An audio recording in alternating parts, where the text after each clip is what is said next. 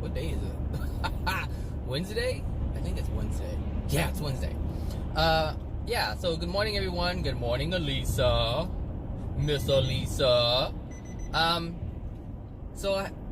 This morning, of course, I'm putting on my chapstick.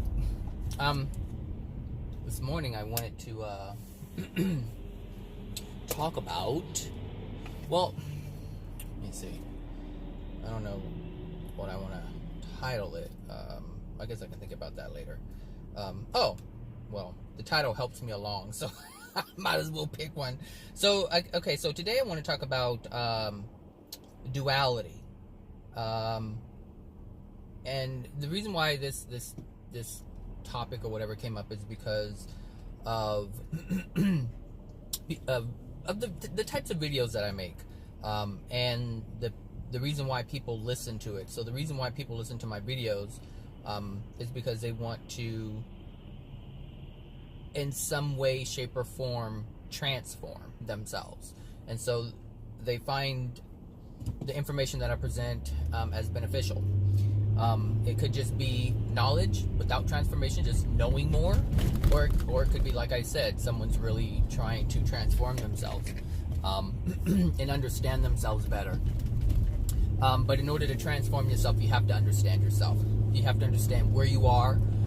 You have to understand where you came from, and you have to have an understanding as to where you're going, or where you feel you want to go. And so that's the only way transformation can happen. You have to know all of these things: the past, the present. Got a big rig coming. Yeah. Well, looks like it's gonna rain. It's gonna rain on your head. That came from a movie, The Color Purple. Anyway, Elisa, this picture that I've put up right now is the only one I could use because, Snoopy is like copyrighted, I believe. So I'm not trying to pay anybody to use the picture. So you get the ghetto standing in front of Rite Aid selling Black Panther DVD, Snoopy. Anyway, duality. Duality is this thing that is lived and it's not really understood. People are not aware that they are living a dual life. Anytime you are trying to, even myself, I live a dual life. Like, there is a duality to my existence, and that duality is a facade, and that facade is an addiction, and we have to realize that we are drug addicts, and so we have to, like, literally, we are drug addicts. And that's the best way I can really put it, is like we're literally like crack addicts, and we're fiending to get that fix, because if we don't have that fix, then what's going to happen is the pain is going to show up. And that's the reason why drug addicts use drugs. That's why an alcoholic drinks themselves into oblivion. That's why people do all kinds of different substances, because they have so much pain. There's something that they don't want to realize, realize something they don't want to experience, something they don't want to feel, and that feeling is pain. And the reason why there's pain is because there's emotions, and some of these emotions are traumatic. And so we engage in these things in order to ease the pain, ease the hurt, ease the discomfort. But what happens is we end up getting disease because it's so powerful. The emotions, the feelings that are within us. Shoot, it's hot in here. They are, hold on a sec. That was too cold. It's like porridge. What is it, Three Bears? It's too hot, it's too cold. Well, I just want it just right. I think 73 degrees is good. It's 45 outside. So, when we have these addictions, and this actually came up because of this past weekend. The movie Black Panther came out, and it is just all the rage right now. And I have people walking past me, black of course, who are telling me, go see Black Panther, just go see it, go see Black Panther. And I'm like, wow, I mean, it's being pushed so hard within the black community. But I understand why that movie is being pushed so hard, but they don't understand it. Those who are saying, go see the movie, they do not understand what that movie is about.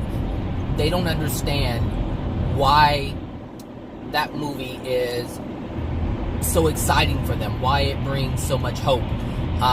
They know, but they don't know. Like, they understand, like, They understand the feeling they're getting from it, and this is part of the drug, this is part of the addiction. They are finally getting an addiction met. That's what Black Panther is. It's a drug, and that drug is part of the addiction. So if you know anything about black people, you know they've been portrayed as slaves, dumb, not, worthless, can't do anything right, they have to be managed. Like, this is pretty much how blacks have been portrayed over the years. Less than, animal-like, they always need correcting, things like that. So when you look at a movie like this, where they're portrayed in a light of being a hero, a superhero, then they're like, yes, finally. And this, these are the words that are literally on social media. Like, finally, a movie that doesn't portray blacks as being slaves or dumb or less than. And this is what people were writing, and it's because how blacks have been portrayed is just how I just said they have been portrayed.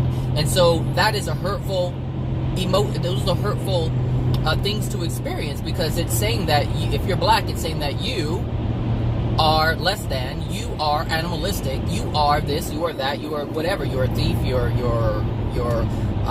you don't take care of your family. Like, this is how blacks are portrayed. So finally a movie comes out where they're portrayed as a superhero. However, if you really look at the movie, you should know, but if you look at the movie and you want to see it, then you'll be able to see it. But they were just fighting. That's what these so-called superheroes were doing. We're just fighting the bad people, saving Earth, but saving Earth in terms of fighting. And that is not how Earth is going to be saved. That's not how humanity is going to be saved. You cannot save. You cannot be. First of all, we're living in an unloving condition. So the goal is to be loving. So going around swinging swords around and killing people who you think or feel are bad guys is not going to solve the problem. Yet this is what was portrayed in the movie Black Panther. And I didn't see the movie. I didn't have to. I saw the trailer. And of course, they put in the trailer what they want you to see, which is pretty much the whole base of the movie. So it's like, all right, I didn't need to go spend $20 to figure that out.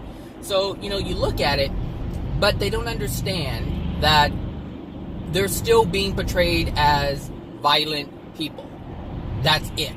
Violent people, and they're using the violence in order to save. And so what this does is, this is a conditioning that is put into entertainment, but it's painted. It's like it's poison with sprinkles on it, and now it looks appealing. That's basically what it is, like a Tide Pod. Basically, it's like, okay, it's poison, but it looks great. But the real meaning, the crux of what that pod is poison, and it's meant to destroy dirt, right? It's meant to just tear down particles. That's what it's meant to do, to tear something apart from something else. And that's the basis of it. That's what it's used to do, and that's what movies are really used to do. And it doesn't have to just be Black Panther. It could be any movie. Any movie. It could be a white person who's swinging a sword around and killing people. It doesn't matter. Ooh, look at that color in the corner over there. That is beautiful. You have like these gray clouds, and then you have like that color, that pop of color in the corner. All right, God doing it today. All right, he said, let me give it a little pop of color, Bradley. I accept.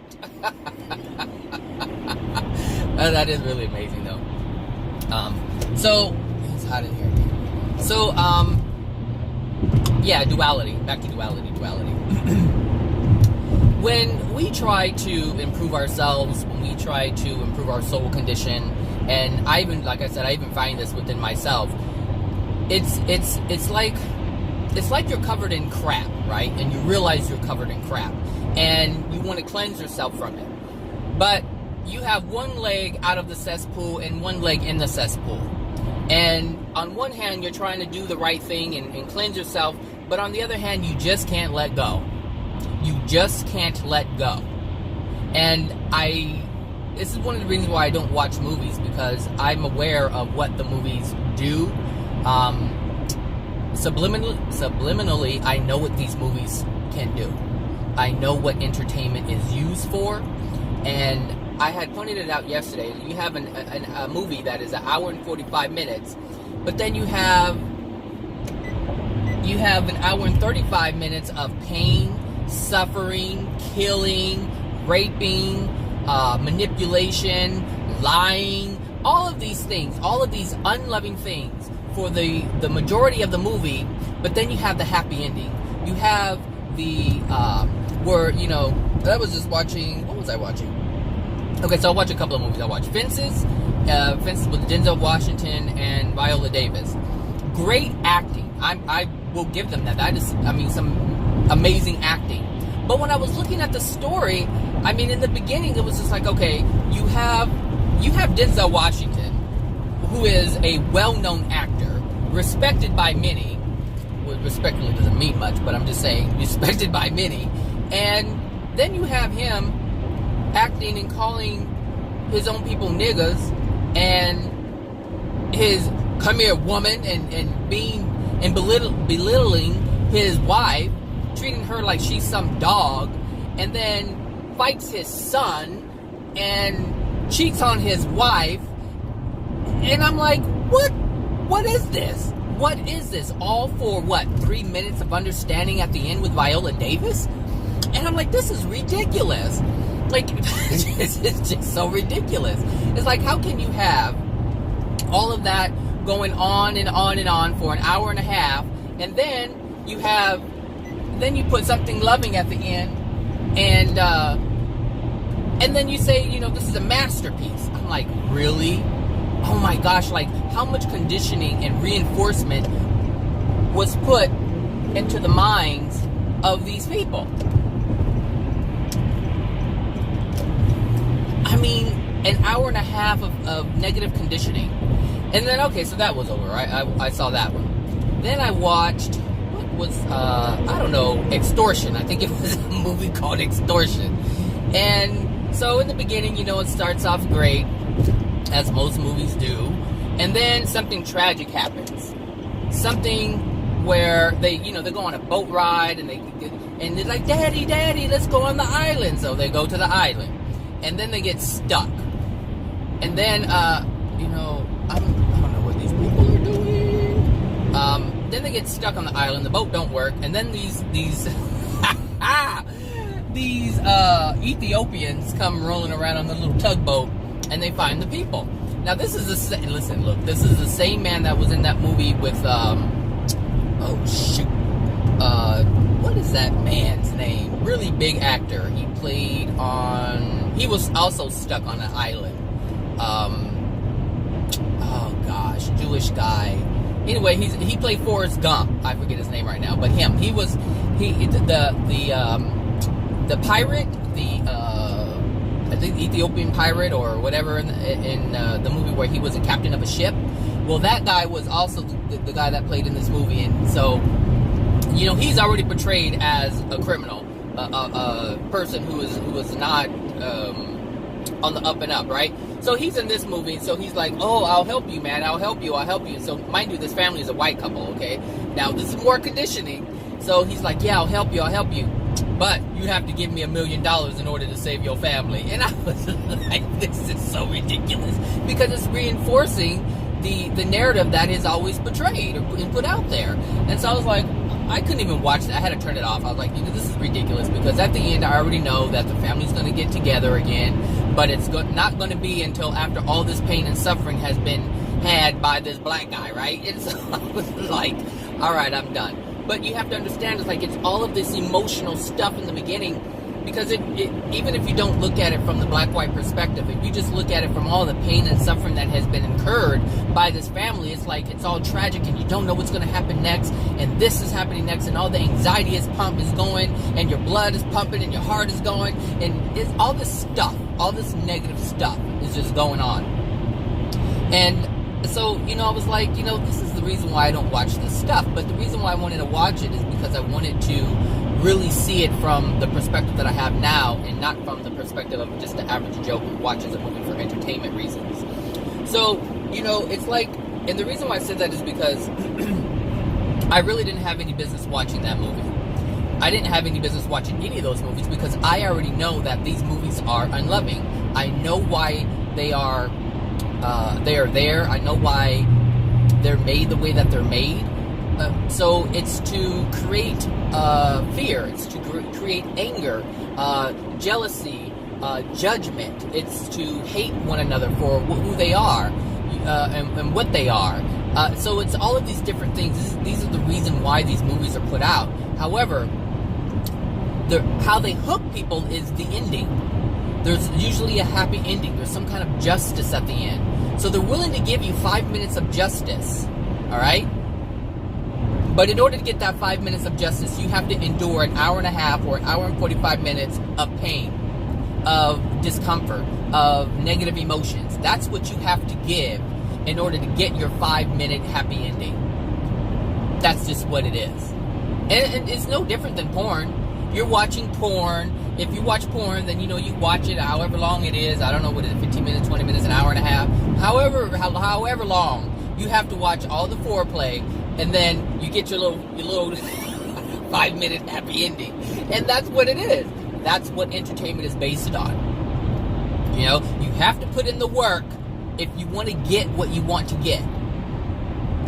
That's just how it is. So, and the reason why this is part of duality, because it's going to be impossible to change your life. It's going to be impossible to improve your life if you're hanging on to the one thing that keeps you down, or the things that keep you down. So if you are surrounded by people who are negative and you're trying to improve your life, you cannot live a life of righteousness while at the same time shaking your ass and doing all kinds of things during the other times. It's not going to happen, because that's always going to pull you back down. It's the rope that you're tied to, and you're not undoing that rope. All right? It's like you're being in a boat and you want to escape all these things that are harming you, but you're not letting go. You're not untying the rope from the boat. You're still tied to the dock, and so you're still tied. And so the people who are surrounding you, that you're going along with and doing things that are unloving with, they're still there, and they're able to hop on your boat and continue to influence you to do the things that you're doing. And this is no different than spirits. That's what your emotions are. It's the anchor, and you're stuck, and you're trying to get that boat moving, but it's not happening. It can't happen. And so you'll end up spinning your wheels and getting frustrated, and then you end up saying, this shit doesn't work. That's what people say. I've heard people say, this shit doesn't work. It just doesn't work. I try and I try and I try to do the right thing, but it doesn't work. And the reason why it's not working is because you're holding on to the things that are keeping you down. You're holding on to the things that are preventing you from progressing. So there are some things that I had to let go in order to progress. And my progression, I remember in the beginning, stuff wasn't happening. I was doing the things that people were saying, that people said to do, but it just wasn't happening, and I couldn't figure that out. I'm like, well, I'm changing my thoughts. I'm not, engaging in the things, that I used to do, and I'm not being as judgmental and negative, but yet I was still holding on to the judgmental and negative. Even though I wasn't doing it, I was still surrounded by people who did. And so when you stand around talking, here's the thing. Let me finish this one. When you stand around talking to people who are negative, it's going to come back into you, and it's going to ignite something into you, and you're going to re-engage in it. And the reason why you're going to re-engage in this behavior, in this activity, is because the emotions still reside within your soul that allow that to appeal to you to even get caught up in it again. It never left you. You just stopped engaging in it, meaning you used your free will to not engage in something, but it's still in your soul. And this is the dual life. And so if you really want to get rid of something, you have to release it emotionally. And this is the thing. You can't trick it. You cannot trick it. The mind, you can trick yourself using your mind, thinking that you're transforming and changing. But if you don't release the poison that's within you, that's causing you to partake in the poison, how can you transform? There's no transformation. It's like you took a little vacation, but you're coming back. You are coming back. So when you use your mind, that's all it is a vacation. Oh, okay, I'm just going to take a break for a moment. Oh, there's a lot of cars here. And I'm running late today.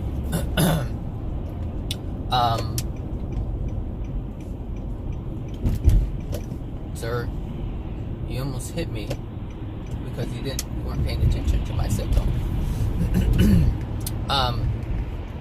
So, what was I saying? That must be the Bradley brain. Lisa, that's the Bradley brain. Oh my gosh. So, what was I saying? Oh my gosh. Oh, the poison. Okay. So, you're going to come, it's a vacation. So you're going to come back to it. It's going to be there. So if you really want to change, you have to transform your soul. But the only way to transform your soul is to untie the rope from the dock. You have to allow that boat to sail away, to float away from that which is causing you to be in a negative place. What's the point of cleaning the crap off of you if you're around people who's slinging crap around? At some point, some of it's going to get on you. And the longer you stay there, the more crap is going to be on you. That's just, look, if you're in a mud fight or a snowball fight or whatever kind of fight, and you're not involved, but you're just standing around, you're going to get hit. And if you're not hit, the particles from whatever they're throwing is going to end up on you. It doesn't matter. If you don't engage in it, it's still going to enter your soul. It's because the thing is, in order to be in that environment, where there's a lot of talking about other people and judgment and complaining, look, you have to condone it in order to be around it. You don't just sit around it for no reason. You sit around it, you sit in it because it's part of who you are. It's part of your soul. And your soul's like, yeah, I know about this. I know about roasting. Oh yeah, I know about that. And so that's, you condone it. And so there's certain times I share things and I'm like, why do I find this amusing? Well, because it's in my soul. It's in my soul. And so there's certain things that I used to be a part of, and I'm still part of that because I haven't released it. A lot of things I have released, and I cringe when I look at it. And honestly, I was cringing when I was looking at these movies. I was like, I had to turn my head. There's many times I had to turn it off, but then I went back to it, and I was like, why am I going back to this? And I was like, because I want to see what I already know. I was trying to validate myself is what I was doing, because I already knew what the movie was about from the beginning. All movies are the same. They have something that's going to be extremely sad, that's going to make you extremely sad, something that's going to make you extremely angry. It's going to be either one of those things. But I don't even know if there is a movie, if anyone can think of a movie where it's just happy all the way through and there's no tragedy whatsoever, no violence whatsoever. Tell me about that movie, because I don't think you'll find anything like that. There's going to have to be something in there that's going to be negative, because that's the whole purpose of entertainment. And the reason why it's entertaining for us is because all of that stuff resides in our soul. So if you believe fighting is good, then you're going to like movies that are like that. If you believe metaphysics are good, then, this is how they get you. Like, there was a Christian, I don't know what kind of Christian movie it was, I watched not too long ago, maybe a couple of months ago. And it had, I don't even know her real name, but they called her Tootie on The Facts of Life, the black woman. She was a little girl back then, but her name was Tootie. And so she was in this movie. It was a Christian movie, and there was just all this stuff, all this tragic. Like this white guy lost his son or daughter or something like that, or got sick. Or no, the black family lost a child. The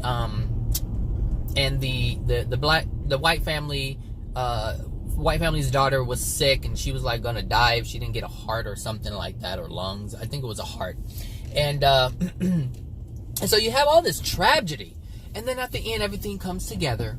It's like, oh, and so obviously the black boy who died and ended up, well, he didn't end up donating, but his parents decided to donate the organs to save other people. And so, obviously the white family got the black boy's heart, and the interesting thing about it is the white family, the dad was racist and didn't like black people, and then he ended up helping them build their church because he owned a construction company, and the black people had the church, and they wanted to build a center or something like that. So this is how it all came together. But I mean, before all that, you had racism, you had death, you had sickness, you had all this stuff. And then at the end, you have your little 5-minute happy ending where, you know, they're singing, you know, the girl who got the little black boy's heart is singing the Christian song in the black church. And, you know, it's just, look, I'm just saying, you get your 5-minute happy ending, but you have to endure all the pain and the trauma in order to get that. And this is what entertainment does. It's like, if you want to be entertained, you have to accept all of this stuff. Like, who fast forwards to 5 minutes before the movie ends and just watches that part? You don't do it, because you pay your money, and since you're using your hard-earned money, you want to see your whole movie. You don't want to see 5 minutes of a movie. And so the thing is, we hold on to this duality. We want to be good, we want to do the right things, but yet we hold on to this stuff that brings us down. And so anytime if you're a Christian, or you're a New Age person, or you're a Buddha this or Hindu that, it doesn't, whatever it is, it doesn't matter what it is. Your life cannot ever be transformed by the things that you preach, because you have one foot in the cesspool. So you have the person who goes to church, but yet they're cheating on their wife. You have the one person who goes to church and they're beating their children. You have the one person who goes to church and the father's molesting the daughter. You have all of these things going on, but the reason why they can't change, and the reason why they go to church, is because they want to, but they don't understand the addiction. They don't understand that they're such a drug addict. They don't understand that they do all these things to hide the pain that they have. This is what's important. If this is not realized, change can never happen, because you have to know the whole of what's going on. And then once you learn the whole of what's going on, then you have to use your will. You have to have a pure desire to stop it. You have to have a pure desire to change. And this can happen. This can happen on your own using your free will, or you can pray and ask God to help you, and your guides can help you. There's always something. There's always forces around to help you, to help that which you desire to come to fruition. You have so much help around you. You have your guardian, your guide. You can pray to God and you can get help directly. You can have meaning when you pray to God, trust me, if you pray and you're asking for assistance, generally when people pray, if they truly make a connection, they're going to end up crying. There's a process where they cry and they break down when they pray, and the reason why is because they have a pure desire. And this can happen with a lot of New Age stuff too. It doesn't matter, because the process with God is the same. It doesn't matter what religion you're in. So I'm just using Christians as an example because they've been around for a long time and people know about Christianity. So when you have someone who truly prays to God and they have a heartfelt desire to connect with God and really transform, there will be some tears that come, and those tears are actually the truth entering them, while at the same time the untruth exiting them. That's what the tears are, because the tears are the emotions that are coming out that's preventing, or the tears that are coming out that's causing the pain to happen, to be within your life. And so whether you're doing it on your own and you're processing your emotions, or you're connecting with God with sincerity and God is helping you to get them out, both ways, it doesn't matter. You can either do it on your own or you can ask God to do it. That's the choice you have. If you do it on your own, there's a myriad of ways to do it. If you ask God, there's only one way to get it done, God's way. So you can pray and ask for it. There's nothing wrong with prayer. There's nothing wrong with that at all. I don't, even though I say things about Christians, prayer is prayer, and there's only one way that it works. So whether you're Buddha and you're praying to whoever or whatever, it can work. But just so you understand, like if you do experience those tears, that's where they're coming from. So anyway, you have to release the emotions that are, you have to release these emotions that are within you that's causing the pain. that's causing you to hold on to this duality. You don't want to hold on to the duality. The duality will not allow you to progress. It keeps you in limbo. What it does is, it's like the example I used about the boat. You have your engine. I mean, you can try hard and you're using your willpower, and you have your engine on high, and you just hear it, but you're not going anywhere. And the reason why you're not going anywhere, because you're holding on to the things that are keeping you locked down.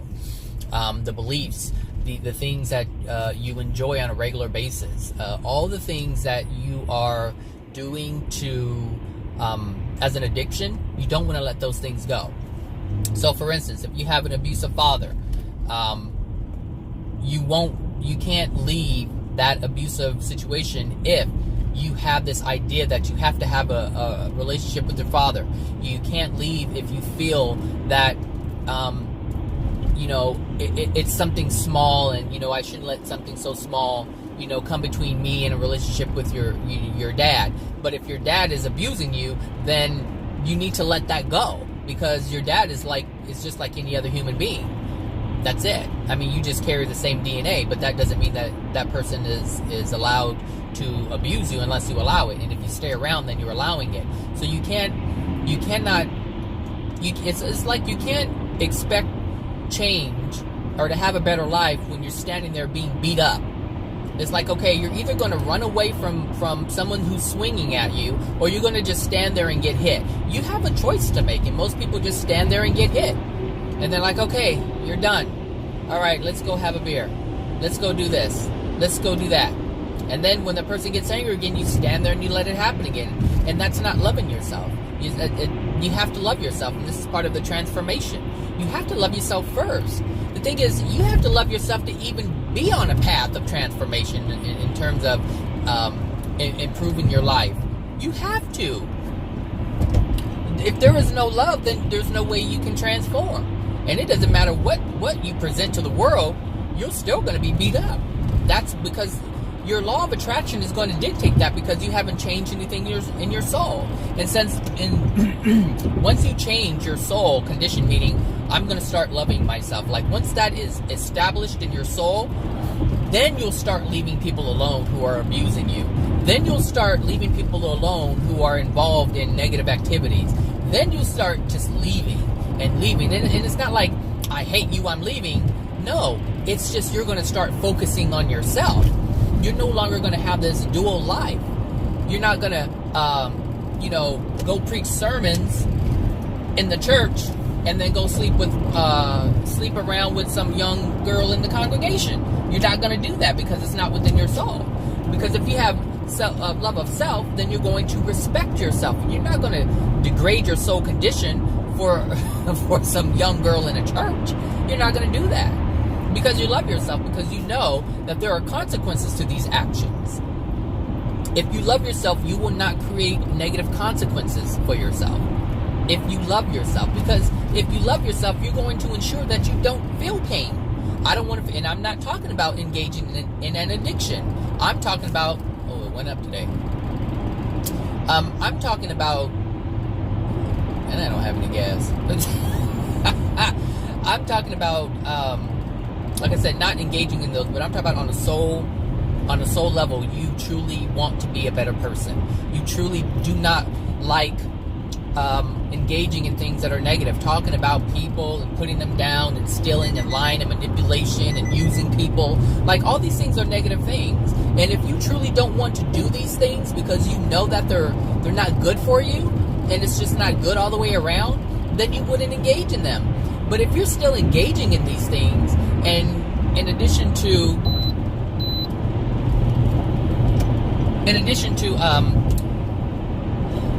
doing things to improve yourself, meaning, following this practice or following that practice, it doesn't matter whether it's a divine truth or new age beliefs or going to church. It's all the same. It's still a dual life if you're doing two things, doing good and doing bad. Because if you're doing bad, then you're not doing good. It negates the whole thing, because you're not doing it for the right reason, and you're not doing it from the soul.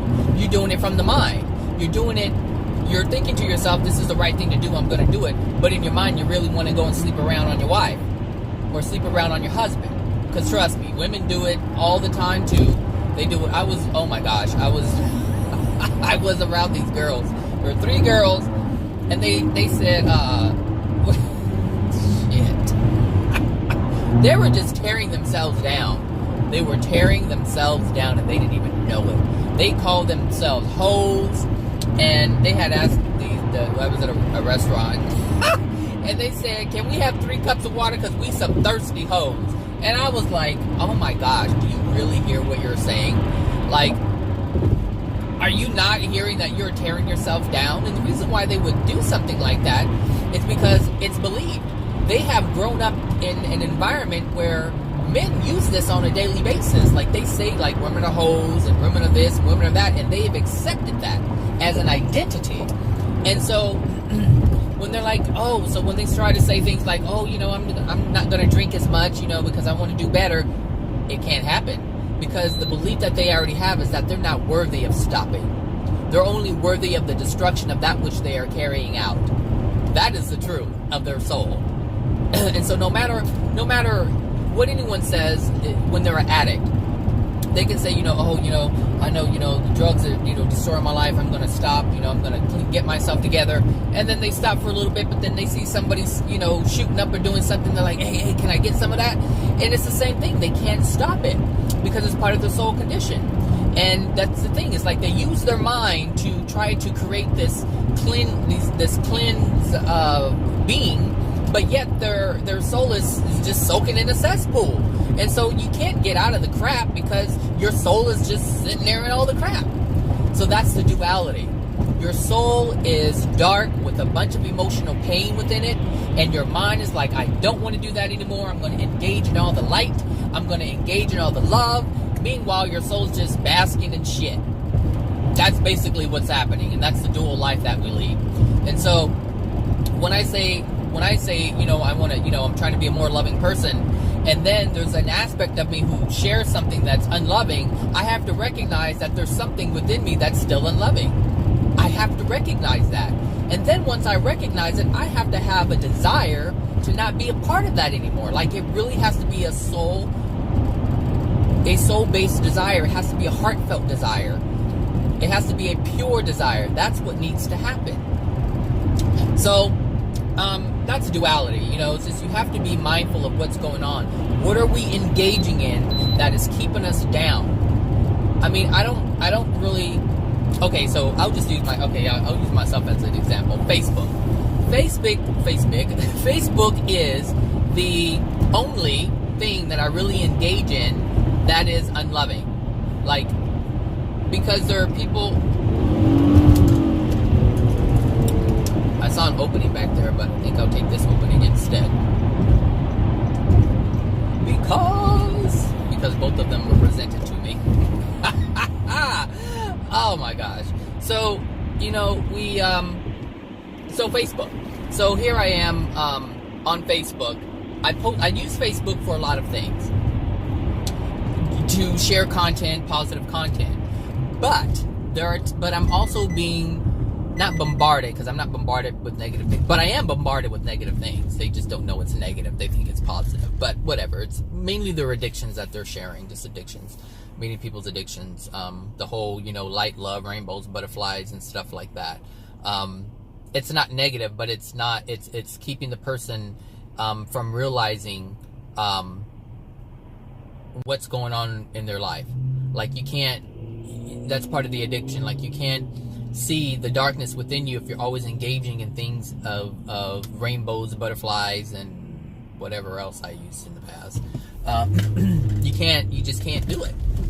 It's like it's like the drug thing. You cannot see your problems when you're on crack. You can't see your problems when you're high on weed. You can't see your problems when you're using alcohol. You can't see your problems when you're having fun. You understand? If you're at a theme park and you're on a roller coaster ride, you don't have any problems. What problems? And so when we engage in these addictions to create a sense of false happiness, it doesn't feel like it's false. It feels like it's real. The joy and the fun. It's fun. So when we engage in these things, we're not able to see the truth of our true identity. And these are the addictions that we engage in every day. Women, when they put on makeup, they're engaging in an addiction. Look, if you're a woman, Don't put on makeup and go out and just go out and see how you feel. Then you'll start feeling your insecurities of who you are. But most women aren't going to do that. Like, hell no, I'm not going out with any makeup. Why? Because they feel they're ugly. That's the truth of it. They feel that they're ugly. They feel like they're going to look at me, they're going to talk about me, they're going to see my flaws, and the whole point of makeup is to cover up your flaws. That's the addiction, and that's what drugs does to people. It allows them to cover up their flaws. They don't have to see it. So if they cover up their face with makeup, not even they can see their imperfections. And so this is the addictions that we have to realize that we engage in. This is the duality. This is the dual life. You cannot be truthful if you are living a dual life. You can't have truth while at the same time you're lying to yourself. How can you be in a better place when you're engaging in that activity? That duality, that dark light thing. Duality is real only because we create it. Otherwise, if we didn't create it, the only thing that would exist naturally is truth. That's it. So if you feel you're ugly, you feel you're ugly. Then you have to ask yourself, why do you feel ugly? And, well, because I have this and that and the other. And then you have to ask yourself, well, why do you have, these dark circles under your eyes? And why do you have wrinkles all over the place? Well, because of all these things that have happened in your life. But then now, in order to recognize that, now you have to recognize the truth of your experiences. Look, it's all about truth. Like, when